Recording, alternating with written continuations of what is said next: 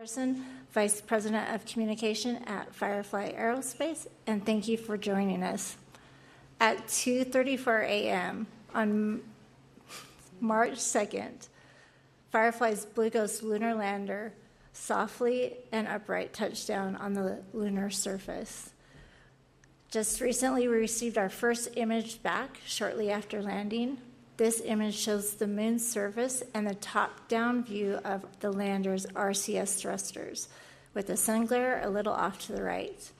And even more exciting, we received my new favorite image from the top deck of Firefly's Blue Ghost lander. Standing stable on the moon's surface, in the background you can see our home planet, that beautiful blue marble Earth.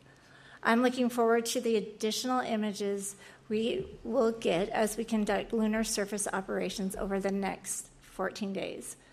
Joining us to provide insight on this historic milestone and answer questions are Jason Kim, CEO of Firefly Aerospace, Vanessa Weish, Acting Associate Administrator for NASA, Ray Allensworth, Spacecraft Program Director at Firefly Aerospace, Dr. Nikki Fox, Associate Administrator for NASA's Science Mission Directorate, and Dr. Joel Kearns, Deputy Associate Administrator for Exploration in NASA's Science Mission Directorate. We will start this morning's press conference with some initial remarks from each of our briefers before opening it up for questions. We'll begin taking questions in the room as well as on the phone bridge. If you have joined via the phone, please press *1 to have your names added to the queue to ask questions. We will now begin with the opening comments from Jason Kim. Thanks, Trina. Well, how about them Fireflies? First of all, I just wanted to thank the White House administration and NASA for entrusting in Firefly for these lunar lander missions and the Blue Ghost mission today. I think this CLPS program, the Commercial Lunar Payload Services Program, started in 2018, and we began work, and this initiative really helped Firefly evolve from a rocket company to an end-to-end responsive space company that does launch, land, and orbit, and we're going to continue doing those missions. This next 14 days is going to be really challenging, and we're going to work to provide all the science data from all 10 CLPS payloads. But I'm confident that the team will get through it, and this is positioning Firefly to continue to provide value to the cislunar economy. I also want to thank those that came before us. Eugene Cerna in particular, he was the last person on the moon to see the lunar horizon glow, and that's something that we'll capture in high definition towards the end of our mission. But I even saw Buzz Aldrin on X looking at the TV screen and looking at all the pads turning green, and so he was rooting for us, so that's pretty amazing. And then all the other former CLPS missions that gone before us, we learned from them, a lot of lessons learned from them, and other commercial companies too. So we're all in this together. We want to make sure that there's more and more of these missions to the moon, and anything's possible. These are scalable missions to Mars as well. And then there's the stakeholders and mission partners and investors and friends and family. They were here with us today. They stuck with us with Firefly through the ups and downs, through great successes. They've always been there for us, like today. They've always been there to pick us up during setbacks as well, and just really appreciate all the love and care they've given to us, and builds confidence in our team. And then finally, our Fireflies, all 750 of them. They contributed to this mission success today.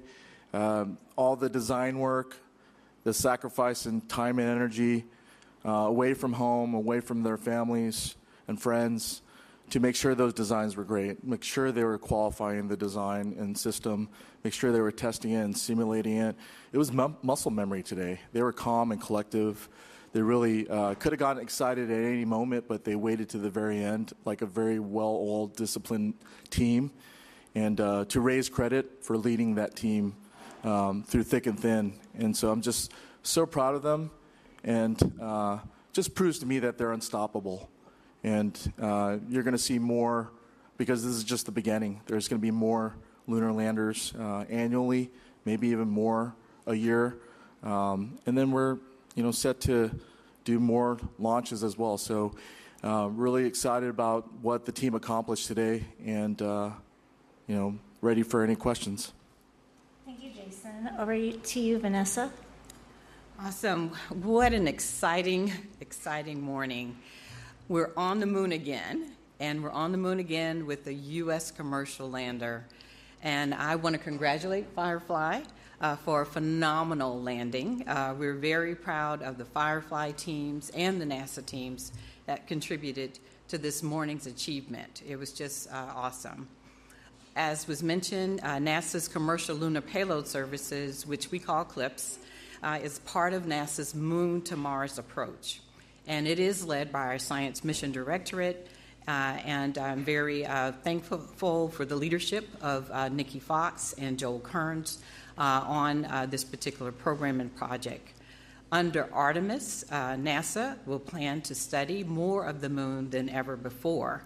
And as a part of Artemis, this CLPS model helps by investing in commercial delivery services to the moon, and it supports our long-term learning. This type of arrangement benefits both NASA and the partner. So we're sending our science experiments, and I know that Nikki and Joel will talk about the phenomenal number of experiments that we are achieving on this particular mission, more than we have before. But NASA is continuing to invest in commercial capabilities, and the way that this is going to work is that we'll be able to leverage both. Firefly is a prime example of how NASA is leveraging the entrepreneurial spirit and innovation in the American commercial space industry. CLPS is opening the doors to scientific discoveries, technological breakthroughs, and other achievements. And we will explore the moon. We're going to learn, and what we're going to learn there will allow us to then go forward to Mars. So I'm looking forward to the continued missions that we have. We have another one, as was mentioned, later on this week. It's just amazing that we're able to do all of this in such a short time period. 2018 was the beginning, and look at us now. Thank you. Thank you, Vanessa. And up next, we will hear from Nikki. Yeah, thank you so much. Good morning, everybody. Yes, it really is an amazing day. We're so proud of all of the teams and all of the people that achieved this incredible landing today. As Vanessa said, it really does open up a whole new way for us to get more science to space and to the moon through our CLPS program, and we're really proud of all of our CLPS providers. They actually have formed a really great supportive community where each of the teams kind of helping one another out. I do want to give a lot of credit, obviously, to the Fireflies. They really are amazing. I had the pleasure of being able to visit with them last year, and actually I got to see Blue Ghost, which was very exciting, and also the plans for Blue Ghost 2 as well. And I'm also really proud of the incredible team at NASA Science in the CLPS program, led by Joel Kearns, but each and every one of our incredible CLPS team just there supporting and ensuring that we have success with our missions. We are happy. We are starting to hit our cadence. You've heard we started in 2018 with the goal of having 2 missions selected each year and 2 missions landing each year. And so we are now sort of hitting the cadence that we really want to do to be able to get all of these precious payloads up to the moon. Some of the exciting things on this one, I'll take a couple of them and then I'll let Joel give his favorites. But for me, it's all about the regolith. We have an instrument on there that is going to actually look at how the regolith kicked up, what kind of plume it made as that lander came down, which is so important as we start landing more and more things and we start to set up that sustained presence on the moon. We need to understand when one lands next to you what it does to your scientific equipment. We also have an instrument on there that's kind of characterizing the dust, finding out like how sticky it is, how tacky it is, and the real characteristics of that. And then Janet Petro's favorite one, because it comes from Kennedy Space Center, is the an electronic dust shield that is actually looking, if you flow a current through there, if you can actually displace the regolith or the dust that's built up, which is so important. We saw that during the Apollo days. But today we're just super, super proud of Firefly. Thank you very much for the beautiful journey to the moon, and really looking forward to the next 14 days of amazing NASA science. So thanks so much. Thank you, Nikki. And up next we have Ray. And Ray, when you give us your remarks, can you tell the audience why we did not stream it live? We're getting a lot of questions about that.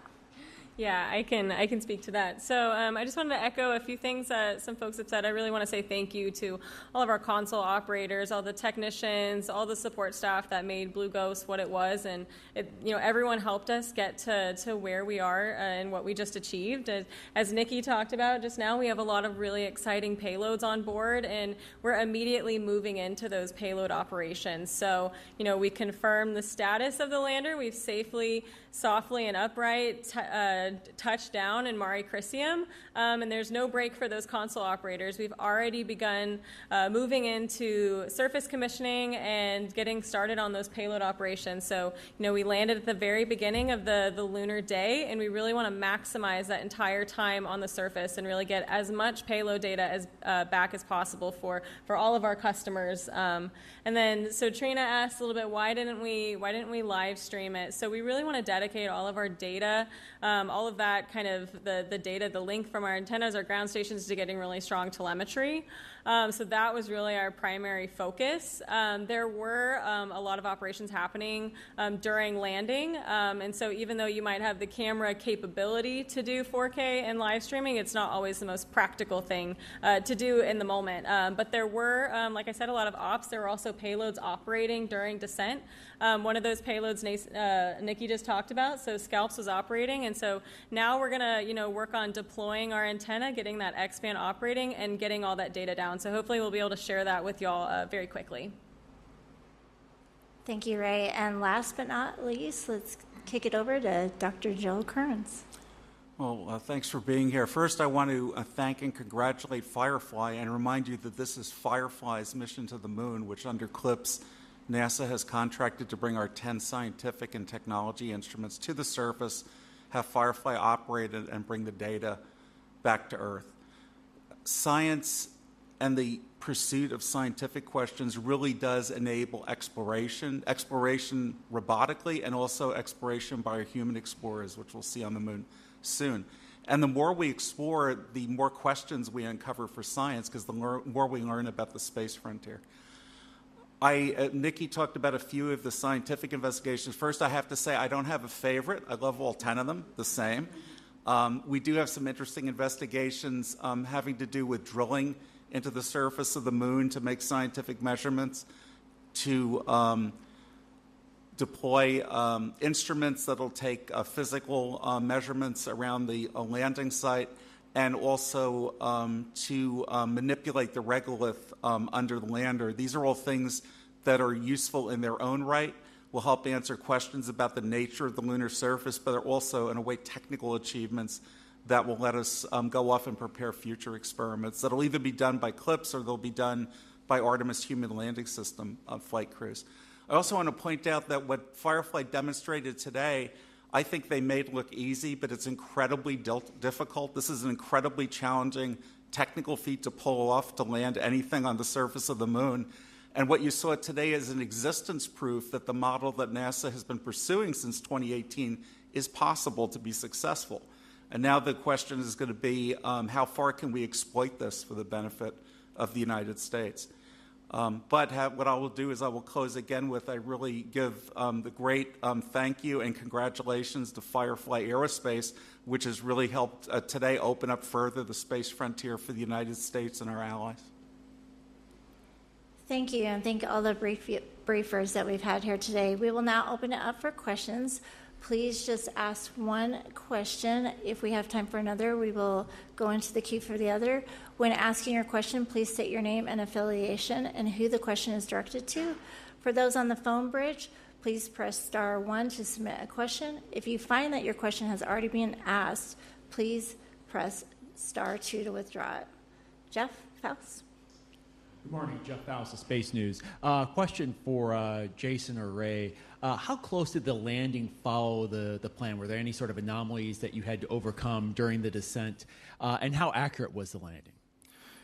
I can start and then pass it to Ray. From my observation, and I'm not in the day-to-day weeds, but details, but the team was clockwork. You know, ever since launch to acquisition of signal to translunar injection, first burn was close to 0 millimeters per second precision.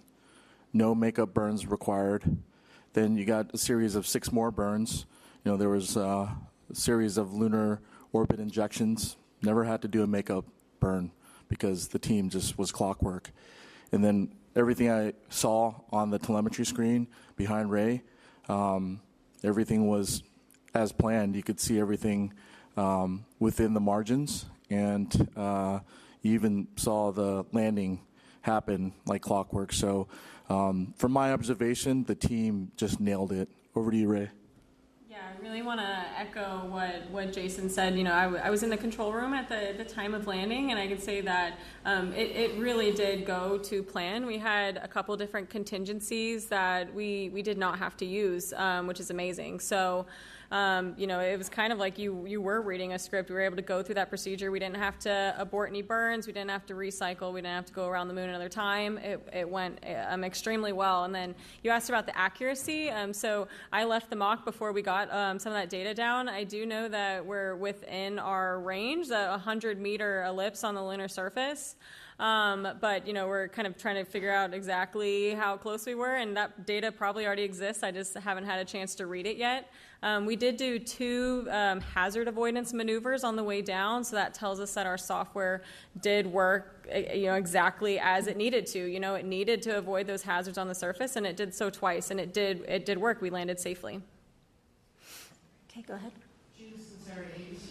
Vanessa. You saw what Buzz did, which was really clever and fun. He said dibs.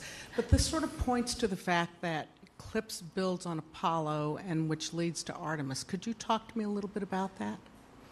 Yeah, so for us, and I want to thank Jason for talking about the history and the fact that we're building and we're learning. And so, you know, we had Apollo. Now, a lot of the things that we're doing today is enabled by the shoulders that we stand on. And so now with CLPS being the robotic missions, I know that some of our engineers are now having the opportunity to participate as well on the CLPS missions. And then that's helping them as we prepare for going with the human missions to the moon. But CLPS is the beginning of Artemis because it is robotics, and then when we go to the moon this time, we will have both robotics and human missions going on at the same time. And that's really what we're trying to do. And doing it with, you know, government-led programs, commercially-led programs, international programs, all being on the surface at the same time. Okay, let's take one more from the room, and then we'll take one from the phone. Go ahead. Okay. I'm Caroline. I'm with the Austin American Statesman. I wanted to ask Jason or Ray just a little bit about Texas as a whole and what it means for you guys to have your company here based in Texas and to be building it here in the state. Ray, I'll get started and then pass it to you. I grew up in Dallas, and it's incredible to watch, you know, from an early age, you know, what NASA has done for this country and for the world. I watched the shuttle programs. I saw the science. I didn't really get when I was little how NASA impacted the whole world, but it does. You know, later on in life, I realized there's just game-changing technology that came from NASA. And, having a couple of lunar lander companies that are within a week of landing on the moon from each other. We're the first ones to do it this week, but there's another, our friends at Intuitive Machines that are about to land, and we're rooting for them. That's incredible. That just shows you a proof point that Texas is the capital of lunar landers right now. And, we're going to continue doing second and third missions. Intuitive Machines has a few more, and we have a few more.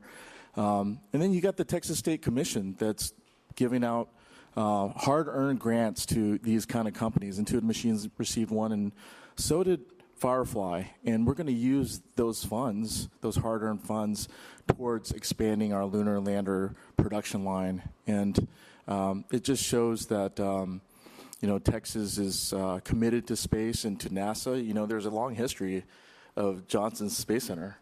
And we're just proud to be a Texas company, making Texas proud, making America proud. So over to you, Ray.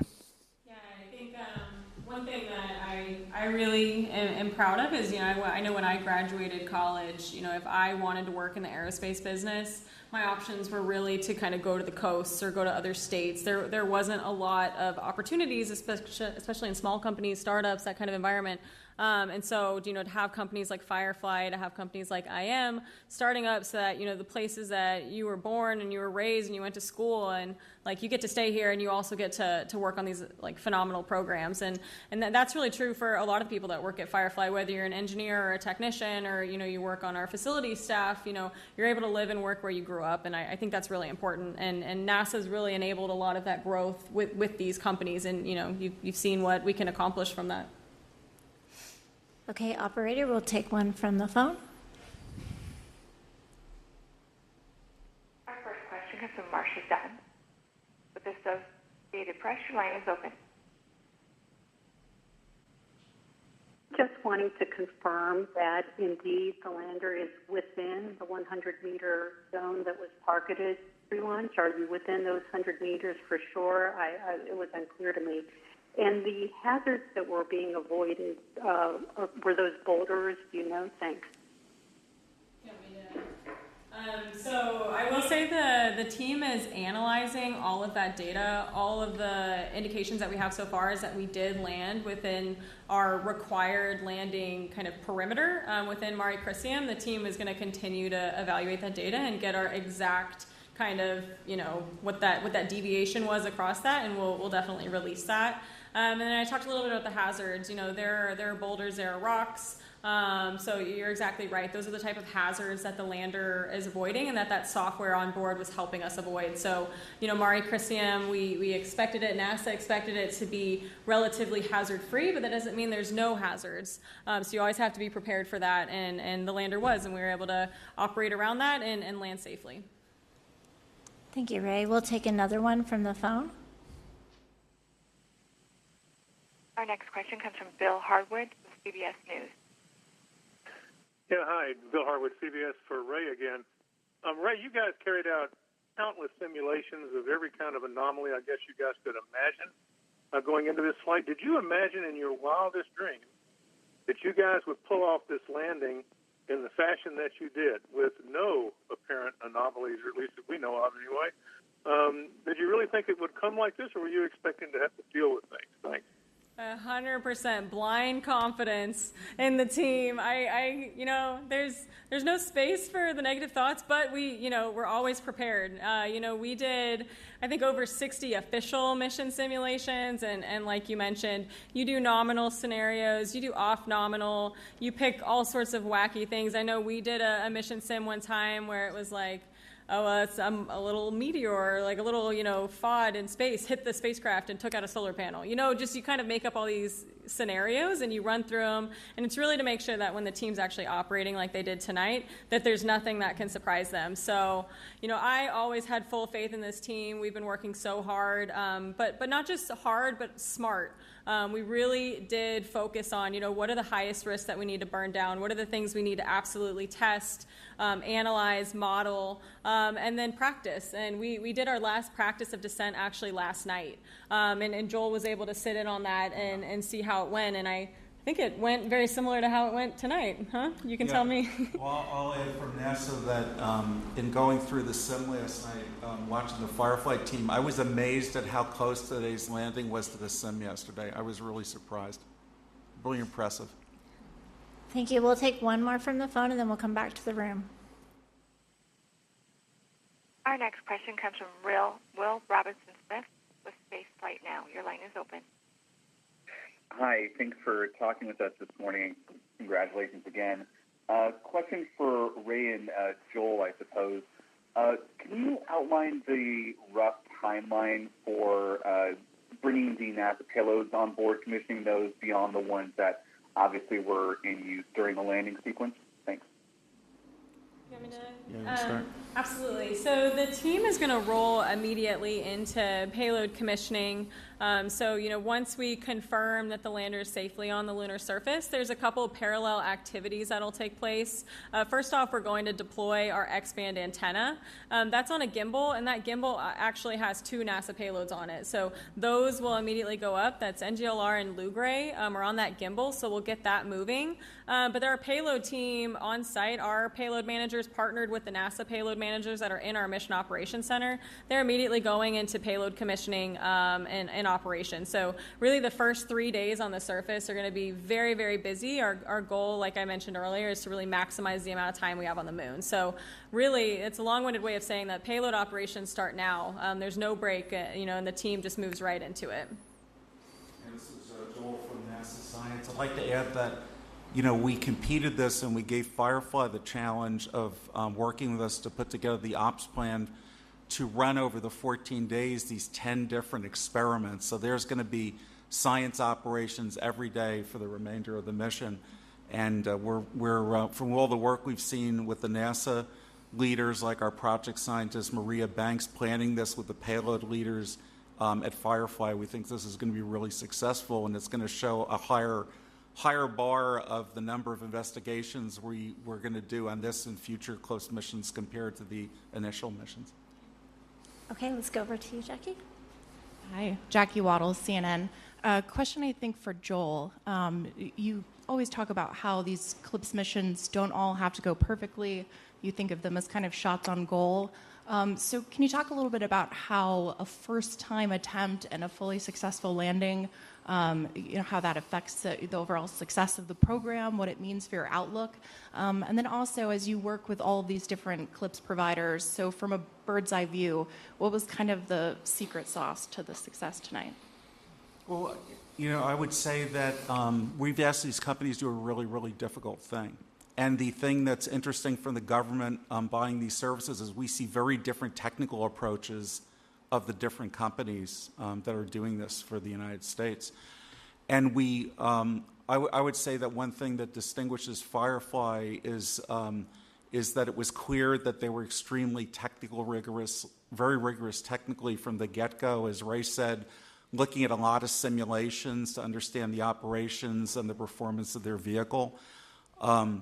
The other CLPS providers also have strengths in those areas, but it was very apparent the level of detail in the design and the planning that was done by Firefly. And as you said, in response to your question, again, one of the things that's really interesting for the government is to see all these different approaches and then see which of those strengths are really realized in execution. So we're looking forward to having, as Vanessa said, another CLPS landing coming up next week. There are several others that, if the companies are ready, could go later in 2025. We have others selected that will fly from 2026 to 2028. So we will see over time which technical approaches and which management approaches work reliably, and we'll be able to feed that into our future planning at NASA. Thank you, Joel. We're going to go over to Walt. Hey guys, Rudy Koski with Fox 7 in Austin. I'm a child of the Apollo era, and looking at the makeup of this team and Ray, that's not the traditional face of space or the old space. And to the NASA crew over here, how excited are you about seeing all these young faces involved in this kind of technology and this kind of science And what does that mean for companies like Firefly and others? So I'll start by saying it is incredibly exciting. We in NASA science, we work hard to kind of lower the boundaries and make science accessible so that we can inspire the next generation. And when you look at Firefly, you see that in action. I'm also just a child of the Apollo era, and I agree. It is just absolutely wonderful. Yet Ray is just an absolute rock star. She's led this team from the very beginning, just amazing. But looking at the professionalism, the discipline, as she said, everyone was calm. They were just doing their job. They were just executing flawlessly. And this is exactly what we want to see. We want to inspire the next generation. We want to build a sustainable space economy for the U.S., inspiring these U.S. companies to step forward and take on these challenges and support NASA to do great things. And it is just really, really beautiful to see such an amazing example of and success with the Firefly team. Yeah, and I will add, it's very exciting to see the workforce. And one thing that I did notice tonight when they were showing some of the videos was that they were showing not just the employees, but their families, the community. And that was very inspiring as well. But when you think about when Ray was talking about being able to go to school in an area and then be able to work in an area because you have entrepreneurs, the universities are putting out lots of young, great talent. And so we have to make sure that we have opportunities. And so, again, having the types of partnerships that we have today allows us to be able to have more companies to be in local areas so that we can do the same kinds of things. I know when I was driving in today and I was thinking about Austin, and I was like, this is so cool that we have Firefly right here in Austin. So. Thank you. We have one more from the room, and we'll take the next one from the phone. Right up here. Hi, Andrea Leinfelder of the Houston Chronicle. Congratulations. So I feel like a lot of the time I hear talk about going to the South Pole through Artemis or through some of these other landers, and I know NASA directed Firefly not to go to the South Pole this time, but I'd like to hear from either Vanessa or Nikki, how this fits into the bigger exploration plans for the moon, and why it's not just the South Pole. Thank you. Yeah, this time, why not the South Pole? Sure. The moon is an incredible place to do science. You'll hear me say all the time, we do NASA science from the center of the sun to the edge of the universe, and we really do. And in that same spirit, when we go to the moon, for science, we don't want to go to the same place every single time because we want to learn more and more about the moon. It's like going on vacation. You don't want to go to the same place all the time. You want to go all over the place and learn about as much as you can.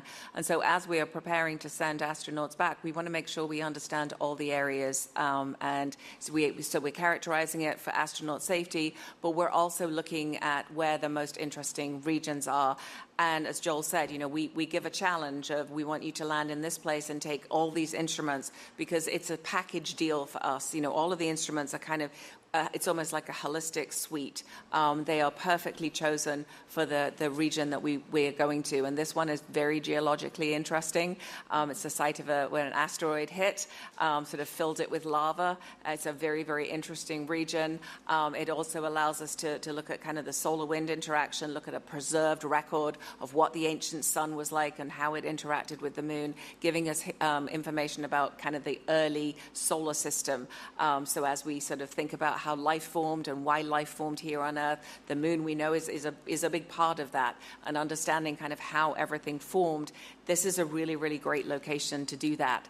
With the intuitive machines that'll land later, going close to the South Pole, very, very different goals, going to look for volatiles down there in partially shadowed regions. And so really it is just like, your delivery service. You pick the place you want your package to go, and that's just what we did with Firefly. Thank you, Nikki. Let's take the next one from the phone. Our next question comes from Issam Ahmed with Agence France Press. Your line is open. Thank you very much. First one, perhaps for Jason. Congratulations on the first upright landing. Did you take any lessons away from the IM-1 mission, which landed sideways, and how much do you sort of credit the fact that your vehicle has a very low center of gravity for the success? And perhaps one for Nikki Fox, if I may. We did hear earlier from Janet Petro that about how this is for America first and for U.S. citizens. It just felt like a notable departure from some prior shift in the rhetoric from talking about for all humanity and all mankind. And I was wondering if that's now NASA's position. Thank you. I'll start by saying, our team, of course, did the logical thing and looked at all the missions before us, but our design was unique to Firefly, and it's, it's a successful design. And you look at past designs, and past designs that were successful look very similar, short and squatty. So it's about 6 foot 6 inches tall and about 11.5 inches wide. And so, with a low center of gravity. So certainly, me being an engineer by trade and coming into the company with fresh eyes, that was the first observation. It's like, hey, it's short and squatty, has a good center of gravity, and looks like a really stout design. So I would agree with you there. But if you unpack it, the team just did a lot of good designs with a lot of margin. So that's one thing. They did a lot of testing, a lot of qualification of the system and the subsystem, and a lot of simulation. So that it really goes back to really sound, disciplined engineering, was said before. Firefly has really great engineering expertise at the company, and that shows. So the thing that I took away from having conversations with other CEOs from other companies like Intuitive Machines was, Steve said just the number one thing to do is just be transparent. And I think Firefly did a great job of being transparent. I mean, every single maneuver, we talked about it. We said what we said we were going to do, and we did it. And then if there was any delta, we would explain why there was a delta. Why did we wait 24 hours for LOI 3? Well, we want to get mass properties and nail that the next time. So, it's just that transparency is something that builds camaraderie, builds support for our team, and the whole world was supporting us. I mean, if you don't live under a rock and you're on X, there were so many people tracking us, so many people commenting on us and asking questions. And, the Firefly way, we were very transparent. But, I think at the end of the day, it was a successful mission. And what we're going to take from this is all the lessons learned are going to be documented, and then we're going to pull that forward for Blue Ghost 2 and Blue Ghost 3 and any other commercial lander that we build. We have another question on the line. Our next question comes from Tariq Malik with Space.com. Your line is open. Yes, thank you. It's Tariq Malik with Space.com, and I have a question for Ray. If you could take us inside the flight control room there with those last few minutes ahead of touchdown. Before landing, you told us that you expected it to be fairly nail-biting at the end there, but it sounds like everything went as smooth as silk there. So I'm just curious what that atmosphere was like, and then how everyone felt from seeing this awesome photo that you just released with the Earth reflected on the panels on the surface of the moon. Thank you. Yeah, thanks for that question. So leading up to landing on the moon, I think the mood kind of shifted throughout the day. Earlier in the day, it was pretty relaxed. Everyone was just kind of preparing. We actually send the command to do DOI and PDI several hours in advance. And then you're really just checking in on the lander. I'd say that, the anxiety and the tension, maybe excitement is a better word, definitely rose throughout the day. But you could really tell, right kind of around the start of PDI, around 15 minutes before touchdown, the mood in the room definitely kind of shifted. It became much more quiet, very serious. People definitely, you're looking at your data very, like in a very focused manner. And at that point, most of the console seats had 2 operators on them. You kind of have a primary operator, you have a secondary operator that's looking at data. So, that's kind of your big hold your breath moment, look at data. And then immediately following, we went into checking the status of that lander. We really had 4 kind of clear criteria that we wanted to make sure and verify prior to clearly stating that we had successfully landed on the moon. And that was that final call out that you heard from our chief engineer, Will Coogan. And at that point, the room just kind of erupted. Everyone was like, kind of forgot what their job was for a second, and which is good, and you just kind of toss your headset and you just hug the people standing next to you because they're the people you've been working with for so long, and it's just kind of this victory. And then you asked a second part of your question, but now I can't remember what it is. Do y'all remember? No, that we're just proud of you, Ray. Thank you. Yeah, we have one more question on the line. Our next question comes from Leo Enright with Irish TV. Your line is open. Thanks very much, and congratulations. American moon landings seem a bit like buses. You wait 50 years for one of them, they all come together. I was just wondering about those 2 images released. I noticed that Bochum Observatory in Germany doesn't appear yet to be seeing X-band, so I assume those were low-res on the S-band, and I'm just wondering, when will we see higher-res images, and will we get a 360 pan? Yeah, I can start, and then if Jason, you have anything to add. So you're absolutely correct. The first images that came down were from our S-band, so we do consider those lower resolution. We are presently, in parallel with getting those payloads up and running, we are deploying our antenna that's on that top deck. That X-band antenna sits on a gimbal. And it moves very slowly and in a very precise manner. So we expect that gimbal to take several hours to fully deploy, and then we will be able to get a lot more data and a lot more high resolution. So you're absolutely right. Those are things that will come in the coming hours, and we're hoping that early. Today, I forgot what day it is, but in a few hours we'll have those higher resolution images and video for everyone. I just wanted to pop in because there was a question and we cut it off before I had a chance to answer it, which was about the America First question. And I just wanted to say, we are very, very proud of our CLPS program. It was started in 2018. The idea of the CLPS program is to build a sustainable space economy with U.S. businesses, and so that has not changed at all. We're extremely, extremely proud of the work that our U.S. Commercial companies are doing in partnership with NASA. When we talk about Artemis, we are going back as a global community. That is why we have the Artemis Accords. And so, we encourage all of our partners, the U.S. partners and allies, but together with NASA and with our U.S. companies, we are going to lead the world as NASA does and continue to inspire moving forward, doing great science, doing great exploration together. Do we have any more questions in the room?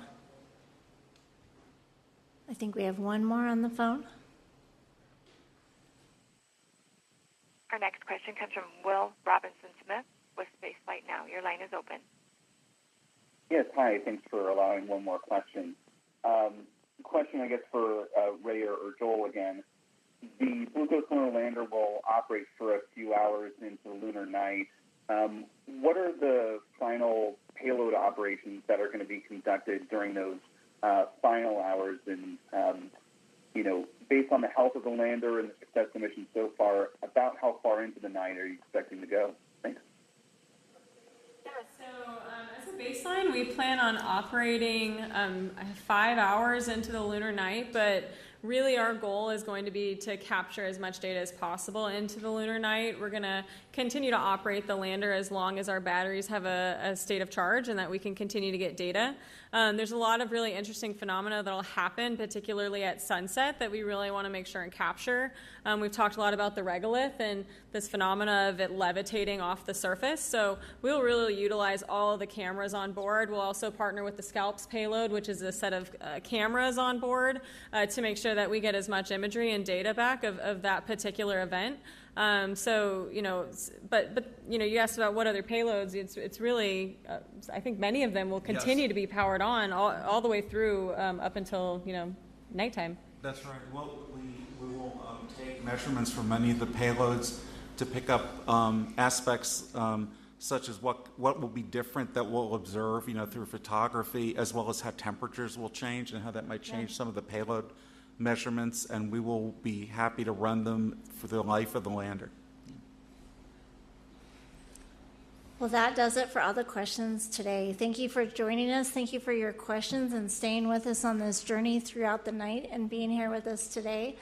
Thank you to the briefers for being with us to talk about this historic Blue Ghost mission and the NASA Commercial Lunar Payload Initiative. You can follow the latest mission updates on our Firefly website at fireflyspace.com. For the latest CLPS updates, please follow nasa.gov/CLPS. But before we leave, I want to leave you with one more incredible, breathtaking image from the moon. OMG. Wow. Beautiful. That's great. We're all in that picture.